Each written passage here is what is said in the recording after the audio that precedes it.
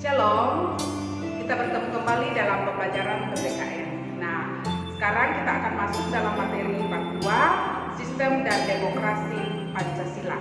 Nah, di sini dalam pertemuan kita yang pertama yang akan kita bahas di sini adalah hakikat demokrasi. Ya, apa-apa saja yang akan kita pahami dalam hakikat demokrasi? Yang pertama adalah pengertian demokrasi itu sendiri, kemudian yang kedua ciri-ciri demokrasi, dan yang ketiga macam-macam demokrasi. Nah, yang menjadi tujuan pembelajaran kita di sini adalah siswa diharapkan mampu menjelaskan pengertian, ciri-ciri, dan macam-macam demokrasi. Kita akan membahas materi bab 2 yaitu sistem dan dinamika demokrasi di Indonesia. Nah, dalam materi bab 2 ini yang pertama yang akan kita bahas adalah hakikat demokrasi. Nah, coba kita perhatikan gambar yang ada ini. Gambar di atas adalah kegiatan pemilu. Pemilu merupakan sebuah upaya untuk mewujudkan kedaulatan rakyat. Nah, selain itu, pemilu merupakan ciri dari negara demokratis. Nah, bagaimana dinamika demokrasi di Indonesia? Nah, ini yang akan kita pelajari dalam materi yang pertama ini. Nah, di sini yang akan menjadi tujuan pembelajaran kita, siswa diharapkan mampu menjelaskan pengertian, prinsip, dan jenis-jenis demokrasi. Ya, sekarang hakikat demokrasi. Apa yang dimaksud dengan demokrasi? Ya, jadi inti dari demokrasi adalah kedaulatan rakyat. Artinya, kekuasaan tertinggi ada di tangan rakyat. Jadi definisi yang sering dipakai untuk mengartikan demokrasi adalah pemerintah dari rakyat, oleh rakyat, dan untuk rakyat. Nah, ini adalah pengertian demokrasi yang dikemukakan oleh salah satu presiden Amerika Serikat yaitu Abraham Lincoln. Lantas bagaimana prinsip macam-macam demokrasi dan ciri-ciri demokrasi? Ya, jadi yang harus kalian pahami yang pertama dulu itu adalah pengertian demokrasi itu sendiri. Jadi intinya di sini demokrasi itu berasal dari kata demos dan kratos. Demos artinya rakyat, kemudian kratos atau kratein artinya kekuasaan atau pemerintahan. Jadi demokrasi itu adalah kekuasaan dari rakyat atau pemerintahan rakyat. Ya, jadi itu yang harus kalian pahami tentang pengertian demokrasi.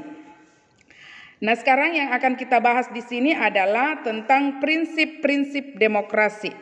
Ya, jadi prinsip-prinsip demokrasi ini merupakan nilai-nilai yang diperlukan untuk mengembangkan suatu bentuk pemerintahan yang demokratis. Ya, jadi berdasarkan prinsip-prinsip tersebut, sebuah pemerintahan yang demokratis dapat ditegakkan. Begitu juga sebaliknya, tanpa prinsip-prinsip tersebut, bentuk pemerintah yang demokratis akan sulit ditegakkan. Nah, di sini kita akan melihat ada beberapa prinsip. Yang pertama, keterlibatan warga negara dalam pembuatan keputusan publik. Ya, karena kita tadi sudah mempelajari tentang pengertian demokrasi yaitu pemerintahan rakyat atau kedaulatan sepenuhnya ada di tangan rakyat. Ya, jadi di sini keterlibatan warga negara dalam pembuatan keputusan publik. Kemudian yang kedua, tingkat persamaan di antara warga negara. Ya, jadi kedudukan atau persamaan daripada warga negara itu ya. Ya, jadi semua kedudukan warga negara itu sama. Kemudian kebebasan atau kemerdekaan yang diakui dan dipakai oleh warga negara. Ya, jadi itu adalah prinsip. Ya, jadi bisa anak-anakku lihat nanti di dalam buku dan LKS-nya di situ sudah ada tentang prinsip-prinsip di sini ya, ada beberapa pendapat khususnya ini menurut Al-Amudi ada beberapa prinsip di situ. Dia katakan bahwa prinsip-prinsip demokrasi itu sebagai sokoguru demokrasi, yaitu kedaulatan rakyat, pemerintah berdasarkan persetujuan dari yang diperintah, dalam hal ini rakyat, kekuasaan mayoritas, kemudian hak-hak minoritas, jaminan hak asasi manusia. Itu yang terpentingnya. Nah, sekarang kita akan melihat macam-macam demokrasi. Ya, jadi kita akan melihat di sini macam-macam demokrasi. Di sini dikatakan yang pertama berdasarkan cara penyaluran kehendak rakyat. Ya, jadi berdasarkan cara penyaluran kehendak rakyat ini dibagi, yaitu demokrasi langsung, demokrasi perwakilan, dan sistem referendum. Nah, di dalam LKS-nya di situ sudah dijelaskan apa itu demokrasi langsung. Jadi demokrasi langsung itu suatu sistem demokrasi yang melibatkan seluruh rakyat secara langsung dalam membicarakan atau menentukan sesuatu urusan negara. Itu yang dikatakan demokrasi langsung. Tetapi untuk sekarang, karena rata-rata negara itu adalah warga negaranya besar atau jumlah penduduknya besar, maka demokrasi langsung itu sangat sulit untuk diterapkan. Jadi demokrasi langsung itu pernah dilakukan pada zaman Yunani. Ya, karena mungkin dulu penduduknya belum terlalu banyak sehingga demokrasi langsung bisa dilaksanakan. Tapi untuk sekarang kita tidak bisa melaksanakan demokrasi langsung. Ya, kemudian ada yang disebut dengan demokrasi perwakilan atau demokrasi tidak langsung.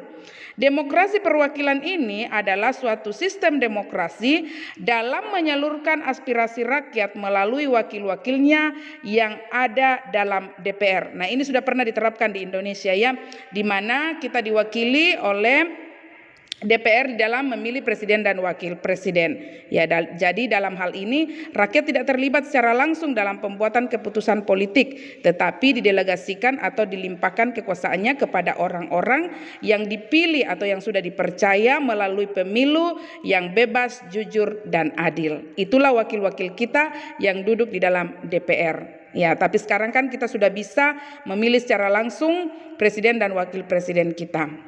Nah, kemudian ada yang disebut dengan sistem referendum. Ya, jadi ada yang dikatakan dengan sistem referendum.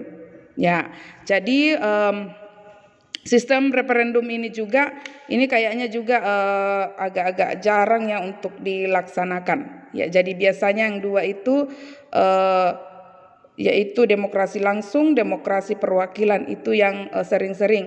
Kalau ini demokrasi campuran, ada juga yang disebut dengan demokrasi campuran ya. Demokrasi ini gabungan antara langsung dan perwakilan. Rakyat memilih dulu di DPRD, kemudian wakilnya itu dikontrol oleh rakyat. Nah, ini yang lewat sistem referendum. Itulah yang disebut dengan demokrasi campuran atau sistem referendum. Jadi dia menggabungkan antara demokrasi langsung dan demokrasi perwakilan atau tidak langsung. Nah, sekarang berdasarkan titik perhatian. Ya, jadi berdasarkan titik perhatiannya di sini kita akan melihat di sini pembagiannya yaitu demokrasi formal, kemudian material dan gabungan. Demokrasi material yaitu demokrasi yang menitikberatkan pada upaya menghilangkan perbedaan dalam bidang ekonomi, sedangkan persamaan dalam bidang politik kurang diperhatikan, bahkan kadang-kadang dihilangkan. Ya, jadi kalau demokrasi material titik beratnya itu atau tumpuannya ada pada bidang ekonomi, sedangkan dalam bidang politik itu kadang-kadang kurang diperhatikan. Nah, coba kita lihat dalam demokrasi formal ini ya. Jadi ini yang membedakan antara material dengan formal. Kalau dalam demokrasi formal, suatu demokrasi yang menjunjung tinggi persamaan dalam bidang politik. Ya, jadi kebalikan daripada demokrasi material. Tanpa disertai upaya untuk mengurangi atau menghilangkan kesenjangan dalam bidang ekonomi. Ya, jadi dia titik beratnya di sini adalah di bidang politik, tetapi tidak disertai upaya untuk mengurangi atau menghilangkan kesenjangan dalam bidang ekonomi. Jadi tetap diperhatikan, namun yang jadi tumpuannya adalah bidang politik. Itu demokrasi formal. Nah, sedangkan demokrasi gabungan yaitu demokrasi yang mengambil kebaikan serta membuang keburukan dari bentuk demokrasi formal dan material. Artinya dia melihat apa yang jadi kebaikan dari demokrasi material itu diambil, kemudian demokrasi formal apa yang menjadi kebaikannya itu diambil kemudian digabungkan. Itu yang disebut dengan demokrasi gabungan. Jadi persamaan derajat antara dan hak setiap orang diakui, tetapi demi kesejahteraan. Jadi seluruh aktivitas rakyat dibatasi. Nah, bentuk demokrasi ini dianut oleh negara-negara non-blok termasuk Indonesia. Ya, jadi kita akan melihat semua sisi kebaikannya kemudian nanti digabungkan, itulah yang disebut dengan demokrasi gabungan.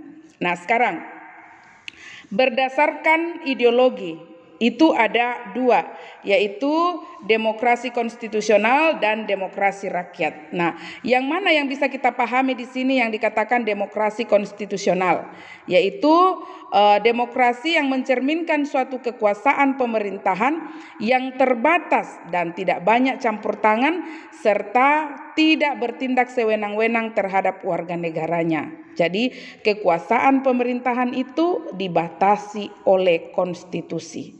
Ya, ini demokrasi konstitusional ini tentunya dianut oleh negara-negara Eropa Barat, Amerika Serikat, India, Pakistan, termasuk Indonesia dan negara tetangganya seperti Filipina dan Singapura.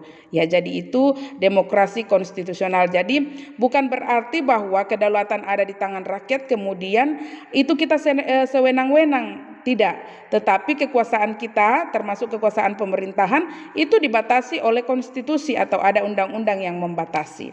Nah, sekarang demokrasi rakyat.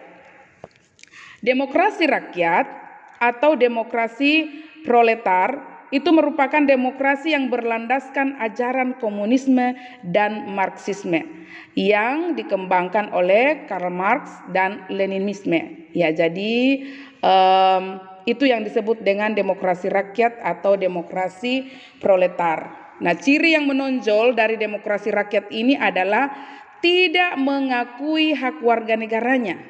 Ya, demokrasi rakyat tentunya mempunyai cita-cita ingin mencapai kehidupan tanpa kelas sosial dan tanpa kepemilikan pribadi.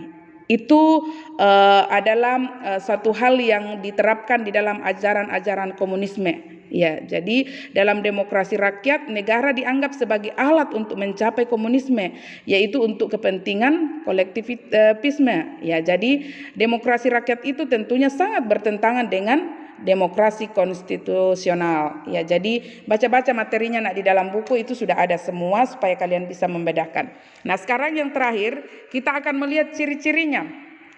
Nah, ciri-ciri demokrasi itu pertama, keterlibatan rakyat dalam pengambil keputusan publik, itu sudah pasti karena namanya kedaulatan rakyat. Pengakuan, penghargaan dan perlindungan terhadap hak rakyat. Ya, jadi itu yang utama. Persamaan hak seluruh rakyat. Lembaga peradilan dan kehakiman yang independen. Ya, jadi dia tidak diusung oleh apakah itu salah satu partai atau satu kelompok. Ya, jadi independen artinya berdiri sendiri. Kebebasan pers, pemilu yang jujur dan adil, pengakuan terhadap perbedaan. Karena mengingat negara kita seperti Indonesia yang majemuk tentunya memiliki sangat banyak perbedaan, mulai dari agama, suku, ras, adat istiadat dan sebagainya. Nah, itu harus ada pengakuan terhadap perbedaan. Ya, jadi harusnya kita di Indonesia itu ya karena kita sudah tahu tentang ciri-ciri demokrasi, harusnya kita bisa hidup berdampingan secara damai. Ya, itu yang menjadi tujuan utama sebenarnya ya. Ya, jadi nanti kalian akan melihat ada beberapa lagi ciri-ciri yang lain, misalnya kebijakan politik ditetapkan atas dasar kehendak mayoritas. Ya, biasanya ini diambil dari suara terbanyak ya. Kemudian diselenggarakan pendidikan kewarganegaraan ya, seperti yang kalian lakukan sekarang karena di mana-mana sekolah saya rasa pendidikan kewarganegaraan itu pasti ada. Nah, itu untuk materi kita dalam pertemuan yang pertama di sini. Jadi tadi kita sudah membahas tentang pengertian demokrasi itu sendiri, kemudian apa prinsip-prinsip daripada demokrasi, kemudian macam-macam demokrasi, baik itu berdasarkan cara penyaluran kehendak rakyat, berdasarkan titik perhatian, berdasarkan ideologi. Kemudian ciri-ciri demokrasi itu sudah bisa kita bedakan ya, misalnya yang jadi ciri utamanya itu tegaknya hukum di masyarakat. Kemudian diakui hak asasi manusia oleh setiap anggota masyarakat. Itu yang paling utama ya, karena di dalam ciri-ciri demokrasi hak asasi manusia itu tidak boleh kita sepelekan. Ya, bahkan dunia mengakui itu ya tentang hak asasi manusia karena itu adalah merupakan hak dasar yang melekat pada diri seseorang yang tentunya dibawa sejak lahir. Itu adalah merupakan anugerah daripada Tuhan. Yang Maha Esa. Ya, jadi itu yang kalian harus pahami. Jadi saya rasa untuk pertemuan pertama ini itu saja dulu yang kalian bisa pahami dengan baik, dibaca dengan baik. Nanti minggu depan baru kita akan melanjutkan lagi materi kita tentunya di pertemuan selanjutnya dalam dinamika pelaksanaan demokrasi di Indonesia. Demikianlah pembelajaran kita pada hari ini. Ibu berharap materi yang Ibu sudah jelaskan tadi kalian bisa memahaminya dengan baik, dan kalau misalnya masih kurang silakan dibaca-baca bukunya karena materinya sudah ada di dalam buku. Nah, untuk tugas Ibu akan kirim melalui Classroom. Ya, jadi mengenai juga absennya Ibu akan tetap pantau. Ya, jadi anak-anak